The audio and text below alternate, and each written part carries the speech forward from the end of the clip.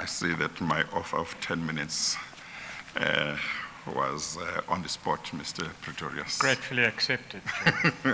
Okay.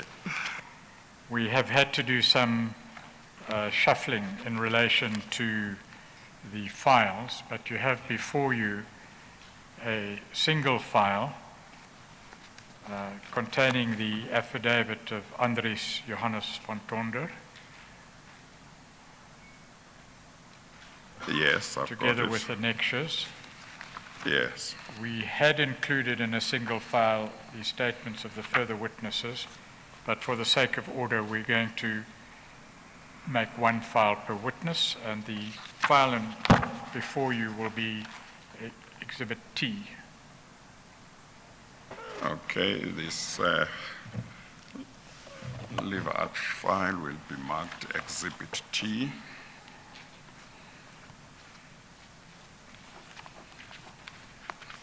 Thank you.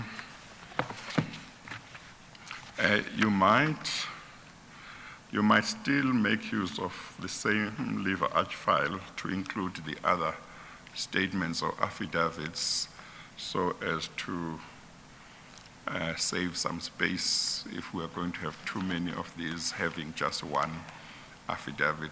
Well, that would be very useful, Chair. Thank you for that.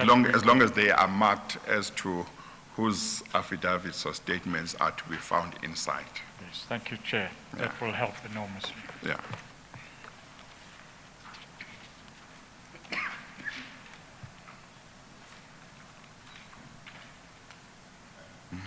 The registrar, do you want to do the affirmation or oath?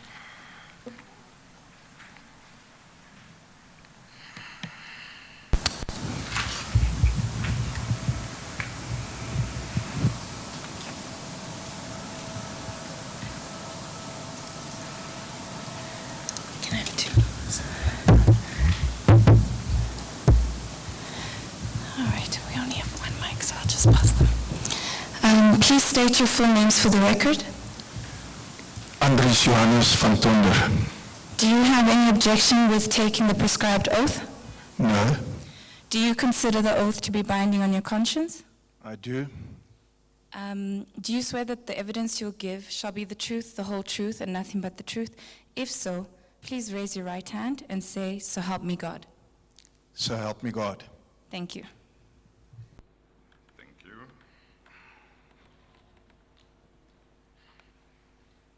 Yes, Mr. Pretorius. Thank you, Chair. Mr. van Tonder, would you look at page 21 of the bundle before you?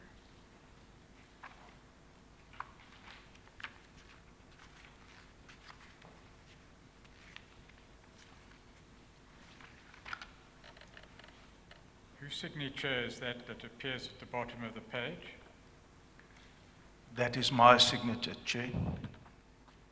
And the affidavit at pages 1 to 22, is that your affidavit?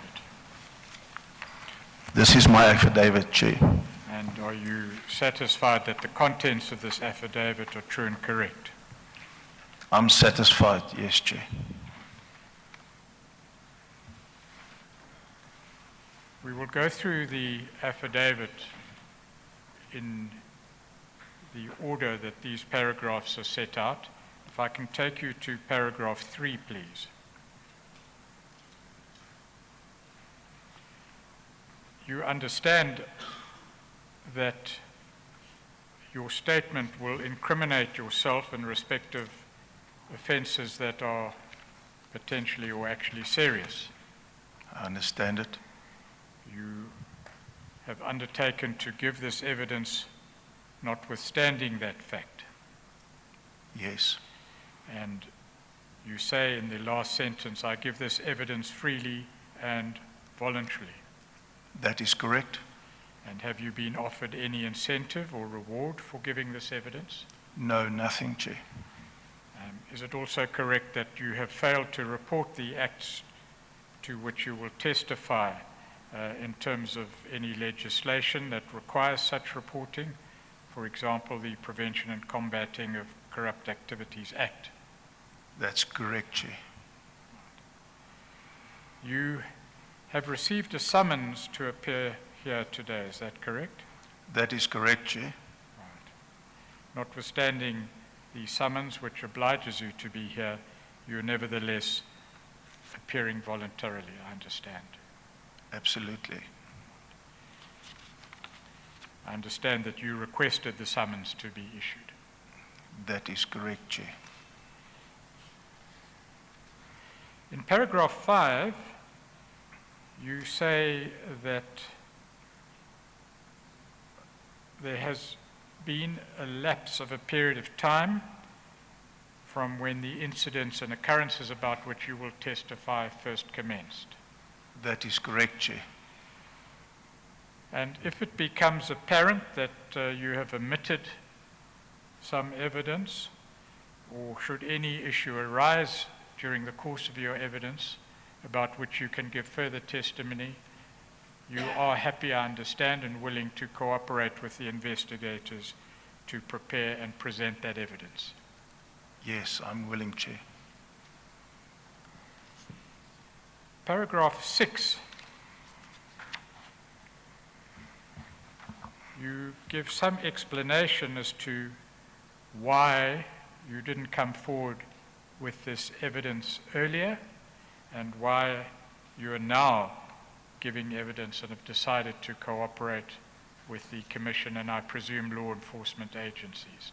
In your own words, will you tell the Chair, please, firstly, why you didn't deal with the law enforcement agencies at an earlier stage and give them the evidence that you're about to give now, and why you have decided, in fact, to come clean, as it were, and cooperate with the Commission? Chair, as I've explained in my affidavit, I became complacent in the unlawful conduct that I was part of. There was a SIU investigation at the time, and Mr. Gavin Watson ensured us, and myself, that he had everything under control because of his connections within government to the highest level, which was very powerful connections. My name was also mentioned in the SIU report, and that would have been a stumbling block for me to find another job. I earned a good salary, I lived a comfortable life, and all of these factors contributed to the fact that I didn't go to the law enforcement agencies at the time.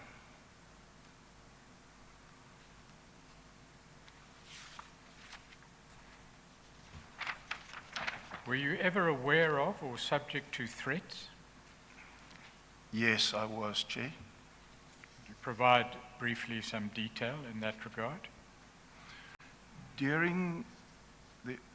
When I left Bosasa, there was lengthy negotiations with our attorneys in terms of a separation agreement. And I received a phone call from a man by the name of Piet Venter. He was from our auditors, who mentioned to me that I should rather reconsider and toe the line because there are very dangerous people involved in Bosasa to assist Gavin Watson in our matter regarding the separation agreement.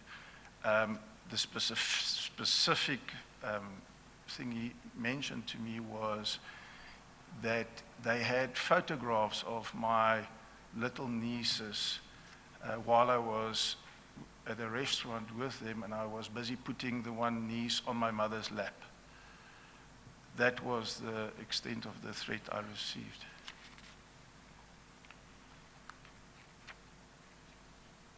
Thank you, Mr. van Tonder. If we could go on to a new topic for the moment, at least. There has been shown before the Commission and before the Chair a video recording of certain events that took place in a walk-in vault. We were told that that was the walk-in vault of Gavin Watson. Do you know the video that was shown and the video which we're referring to now, and you refer to in paragraph 8 of your statement? I do, yes. Who took that video recording? I took the video recording, Mr. Chair. And why did you take it, or at whose request did you take it? I took it, Angelo Grizzi asked me to take the video as he received information that Gavin Watson will place all the blame of possible illegal conduct on myself and Angelo Grizzi. And Gavin Watson always boasted that he has never signed any document which might incriminate him. And therefore, I took the video to show that Mr. Gavin Watson had indeed his hands on the cash and was very much involved in it. Just a technical issue. The video that was shown doesn't always focus on the persons that were in that vault at the time the video was being taken, and often you see shelves to the side. It's not always focused and direct. Can you explain how the video was taken? The video was taken by means of a cell phone. I placed the cell phone inside my shirt's pocket. I had a razor placed in the bottom so that the camera's lens could actually be exposed. And that is basically how I took the video. One of the reason why it didn't focus on Gavin Watson and the money all the time was that I didn't realize that the camera didn't point at him all the time, and I was extremely nervous.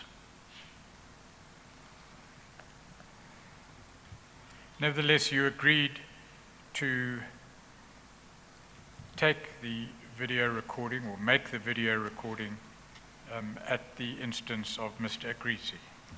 Yes, that's correct, Chair. And can you remember the date on which that recording was taken? Yes, I can.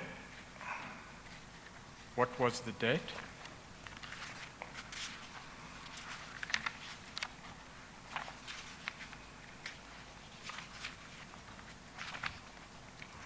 The date was the 28th of March 2017, Chair. The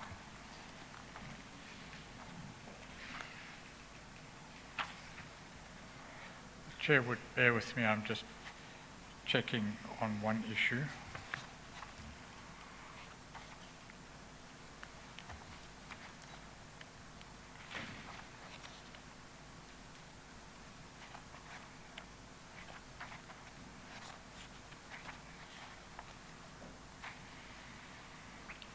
There has been substantial evidence in regard to the contents of the video, but from your own memory now, without needing to look at the video, we will do it if necessary at a later stage. Can you recall who was in the vault at the time? I recall it was Gavin Watson, Johannes Gumede, and Papa Leshebane, myself. That is what I can recall, Chair. Right. We're going to, in order to save time, provide you with a transcript of Mr. Agrisi's evidence in relation to the contents of the video. You weren't here at the time when that evidence was given, I understand. No, I wasn't here, Chair. And if you would please look at the evidence and tell the Chair whether you agree with what is said there in relation to what happened. And if you don't agree, you will tell us in what respects you don't agree. I will do that, Chair. If we can go to background, please, in paragraph 11. When did you first become involved with BOSASA or companies associated with BOSASA, which were in existence before BOSASA came into existence, but related ultimately to BOSASA? In 1995. Yes. What happened then? I was employed as a financial clerk at a company then called Meritum. And who interviewed you for employment? Dr. Jurgen Smith did my job interview, Mr. Chair. Who were the shareholders in Meritum at the time? During the job interview, I was informed by Dr. Smith that himself and Fani van Zyl was the shareholders of the company. Right. You were first employed in a temporary capacity, I understand. That is correct, When Chair. did you become a permanent employee? In 1996, I became a permanent employee.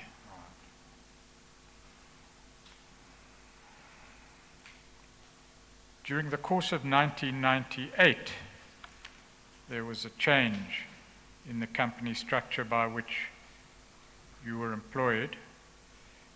Could you tell the Chair briefly what happened? Chair, Mr. Fani van Zyl called myself and some of the other head office staff into the company's boardroom, and he explained to us that there are more people that he's going to involve into the company in order to maintain the current business and to get more business for the company itself. And certain people referred to in the meeting were, as you put it, involved in a company called Diambu Holdings Pty Limited. That is correct, Chair. Were you at a stage introduced to Gavin Watson and Danny Mansell?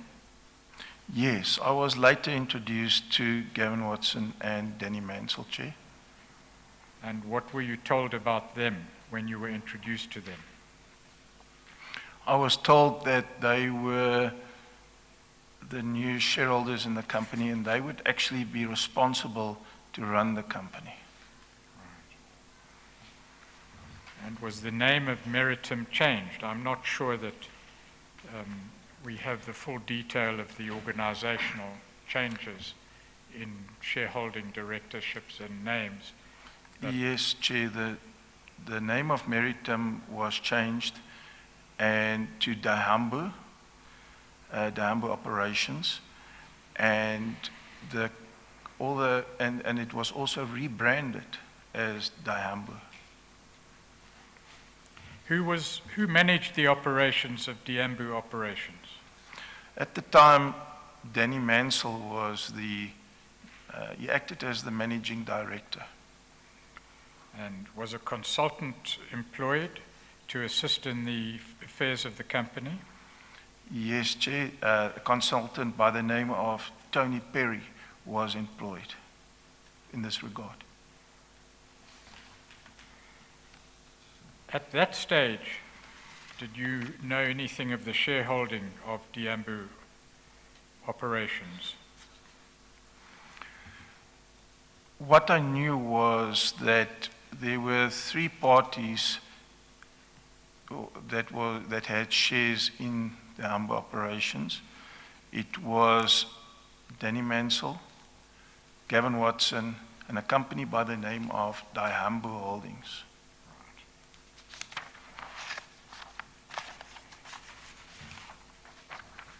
Amongst the persons referred to when you were first told about Diambu Holdings Pty Limited, according to your statement in paragraph 15, was a Ms. Hilda Ndudi. Is that right? That is correct, Chair. Do you know what happened in or about August 2000 in relation to her and Gavin Watson? And I'm referring to paragraph 19 of your affidavit.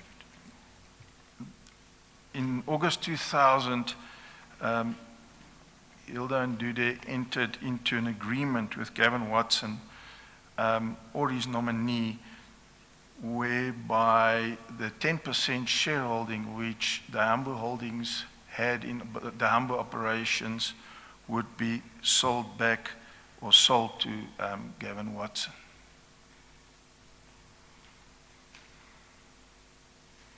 Right, and a copy of that agreement is attached as AT1, That is correct, Chair. and it appears at page 23 of bundle T.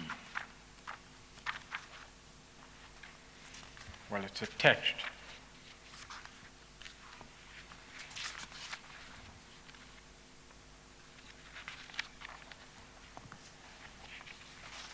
There's a covering letter, and then there is an agreement which follows. And there's also a suretyship agreement on page 27. We needn't go into that detail. The point for the present is that Gavin Watson bought out the 10% share that was originally held by Diambo Holdings. That is correct, Chair. Now, in subsequent years, were there changes in the shareholding of Diambo Operations Pty Limited? Yes, Chair. The shareholding in the group changed considerably over the years. Right. And I take it you're unable to give any detail in regard to, or any accurate detail in regard to all those changes? Unfortunately, not myself, Mr. Chair. In paragraph 21, you talk of your relationship with Gavin Watson, at least initially. Just tell the Chair briefly about that. Initially, I had a very good relationship with Mr. Gavin Watson. And actually, it was for most of my working career at Bosasa, I had a good relationship with him. He would make me feel important. He would take me with him to various business meetings or to meetings where he explored new business opportunities. And he would introduce me as a very important person in his life and to the company. And you've said before that you were well paid and you lived a comfortable life. Is that correct? That is true, Mr. Chair. Chair, is this a convenient time?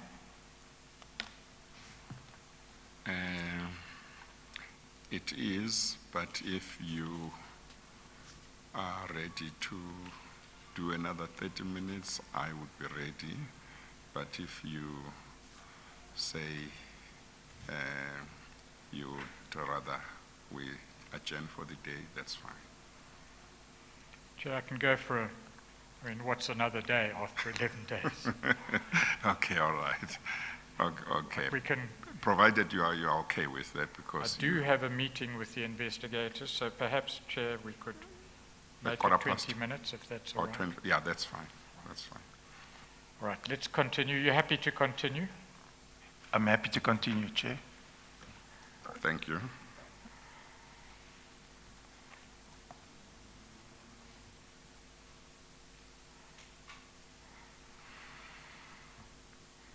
There has been evidence of regular prayer meetings. Did you ever attend prayer meetings at Bosasa, Bosasa's predecessors? Initially, I did attend the prayer meetings, Chair. Do you have any comment as to the conduct of these meetings and how you viewed their purpose? I viewed these prayer meetings, and I say it with the greatest of respect, I viewed it as Mr. Gavin Watson, as a tool that Mr. Gavin Watson used to determine one's loyalty to him. He insisted that every person in that prayer meeting had to pray aloud, and he explained it by saying that he needs to hear where you're at.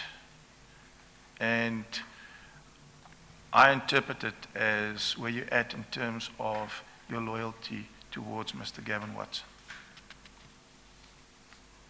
Did you, on occasion, or at some stage, stop attending these morning prayer meetings? Yes, I stopped attending the prayer meetings, Chair.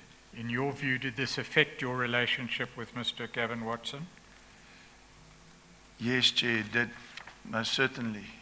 Since then, my relationship with Mr. Gavin Watson started to deteriorate.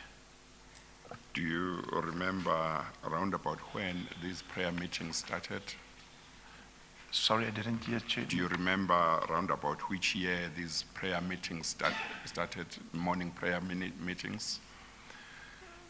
It started in the early years of Diambu already, which was in the year 2000, I would say. And by the time you left Bosasa, were they still continuing? That is correct, Chair. It was still continuing. Okay, thank you. Was there ever an investigation into the financial affairs of the Bosasa group of companies at the hands of the South African Revenue Services? That is correct, Chair. Do you recall more or less when that happened? That was approximately in 2015, if I can recall right, Chair. You're going to deal with that later in your Yes. statement. And I'm at paragraph 25 of your statement.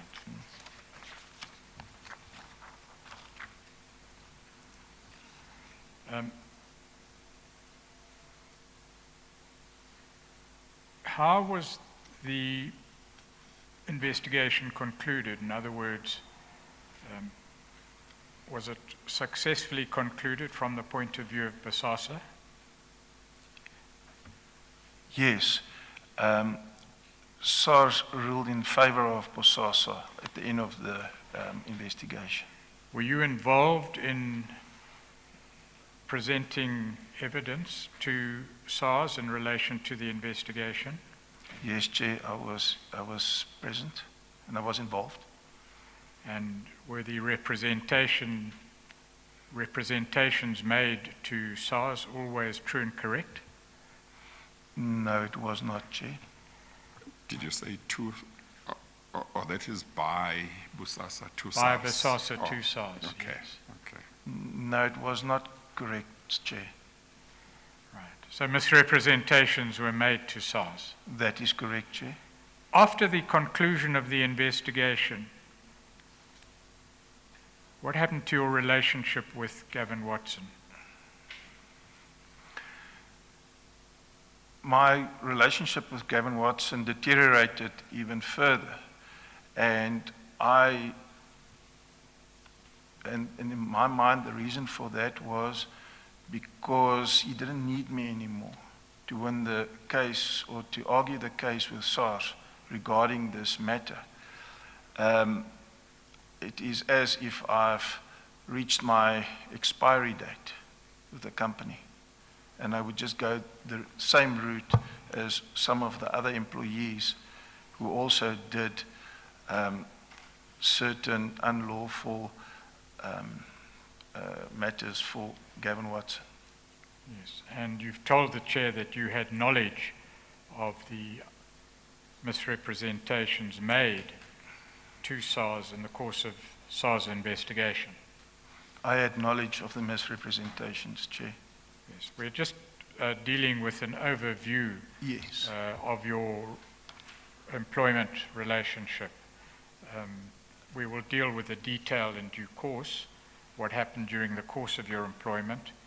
But if we may fast forward to 2017, what was the state of your relationship with Bosasa and Mr. Watson, Gavin Watson, and how did this impact on your continued employment? If you could tell the chair about the allegations or the statement you make in paragraph 26 of your affidavit. In and about beginning of 2017, and despite my position as CFO, my relationship with Gavin Watson deteriorated to such an extent that he actually prevented me from fulfilling my functions as CFO. How did he do that? I had no more access to financial information. I was not allowed to communicate with banks anymore or the auditors. And did he give you any instructions to perform duties outside of your functions as CFO? Yes, Chair, he did. What did he say? He requested that I be, or he instructed that I be involved in the building of a copper rod manufacturing plant just across the road of the Bosasa head office. He actually went as far as asking me to move permanently, to vacate my office at the head office and move to the copper rod plant permanently, which I did not do. And did he say anything about your activities or duties and what he Yes. expected in this regard? Yes. It was not very clear what he wanted me to do. At one stage, he told me that he stated it in an open meeting that he wanted me on the road. And I interpreted it as becoming a sales rep for the copper rod now. And I could see he was setting me up for failure. Were you ever told in clear terms that you were no longer the Chief Financial Officer of the Bosasa Group? No, I was never told, nor were there any board meetings held in that regard. You were just told over a period of time that you had to work for a copper rod manufacturing plant and setting it up, and that you had to be on the road. That is correct, Chair. What was Mr. Watson's relationship with other employees like? Not necessarily all employees, but you refer to Well, employee relationships Gavin in Watson paragraph 27. Sorry, Chair. Gavin Watson would embarrass certain people or staff which he had issues with in public. He would belittle them and embarrass them, and he would threaten that he will personally fire them. He would make them stand up in open Imbizo meetings and tell it and embarrass them. This would be staff who had done what? This would be, sorry, Chair? The people that he would embarrass publicly that you are talking about, I understand you to be saying it would be staff. That is correct, Chair. Yeah. He would do that when they have done what? He would do it Or if he just had some problems with you. whenever he had any issues with them, yes. Okay. Or to prove a point, Chair. Okay. The purpose of this evidence is to explain to the chair the state of the employment relationship between yourself and Bosasa, represented by Gavin Watson, and how that affected your ultimate decision, which we know was to leave the company. Tell the chair, please, about the matters you referred to in paragraph 28, which is relevant to which are relevant to your ultimate decision to leave Bosasa. Well, it was a very stressful environment to work in for myself, And I could not bear the stress of working in that environment anymore. I was fearful of Gavin Watson, and I am still fearful of Gavin Watson. Gavin Watson is connected to very powerful people, right up to the highest level in government.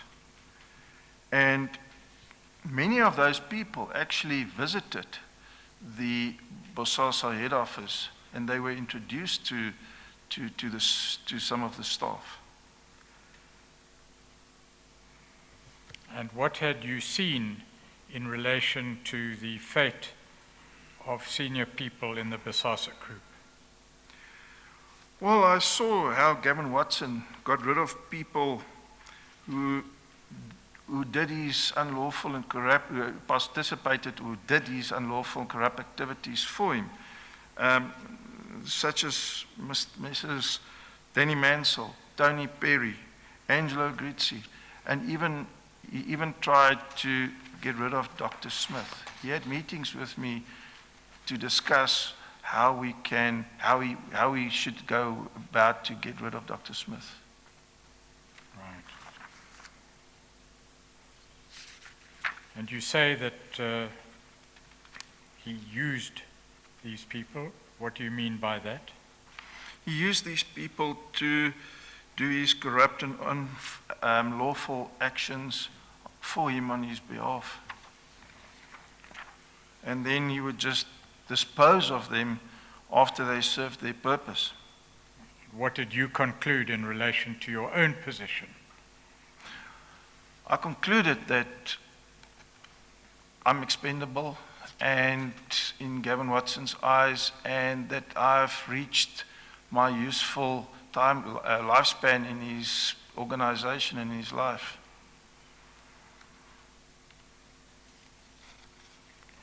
You were aware of the SIU investigation, were you?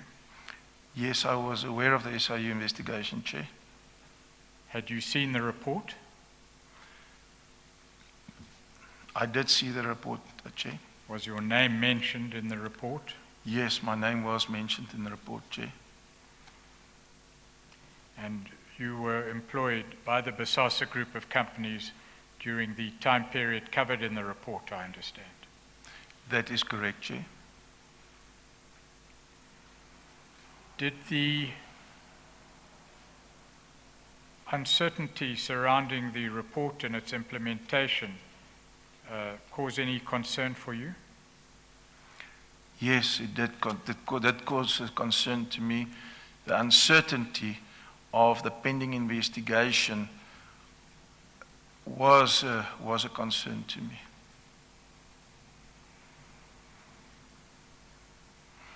Even though, if I may, Chair, Gavin Watson did always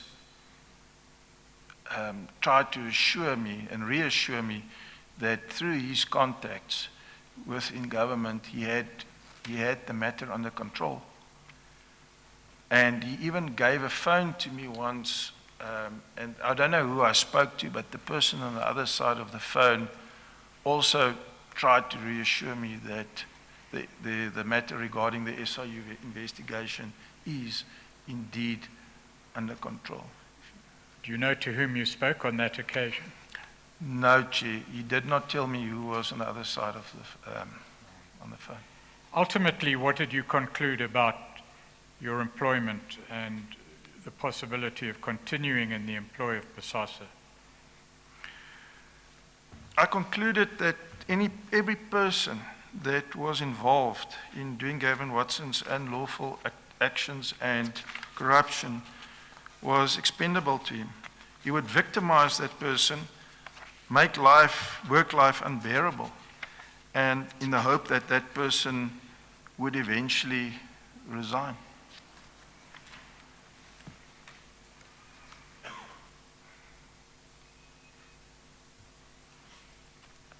You have told the chair about a threat relayed to you by Mr. Venter. Yes.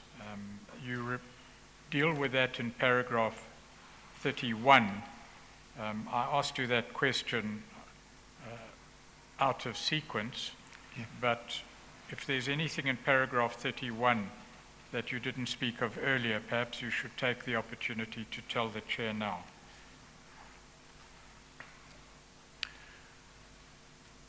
What happened on the day you left Bosasa? Piet Venter entered my office and he informed me that that was at the time when the photos of President Zuma's birthday party was published in the media. Piet Venter came into my office and he said to me, he just wants to tell me that I'm suspect number one. And I interpreted it as being that Gavin Watson suspected me of leaking information to the press. I was never in possession of such photos, and I've never seen those photos before. And that is the day I decided I had enough, and I left. And after you left, it's correct, is it not, that you entered into a separation agreement with Bosasa, which was then African Global? That was correct. entered into on 2 May 2018. That is correct. I entered into a separation agreement. Do you remember what the day it was when you left Bosasa? It was about the 3rd of November, if I can recall right, Chair. 2017. 2017, sorry. Okay. You gave evidence earlier of a threat relayed to you by Mr. Venter, and you've now told the chair of what happened between yourself and Mr. Venter on the day you left Bosasa. Are those two different incidents? Or are they the Yeah, there's same? two different incidences, Mr. Chair. Chair, it's 19 minutes past 4. Yes, no, that's fine. Thank you. We'll adjourn now until 10 o'clock. until 10 o'clock tomorrow. Thank you, Chair. So, Mr. Van Tonder, do return tomorrow, 10 o'clock. I will be here at 10 o'clock, Chair. Yes, thank you. Chair, just to place on record, we're aware of your request, but we have just received statements. We're busy preparing 3-3 notices, and there's plenty of work that will be done between now and 4 o'clock. No, 10 that's o'clock fine. tomorrow. That's fine. Thank you.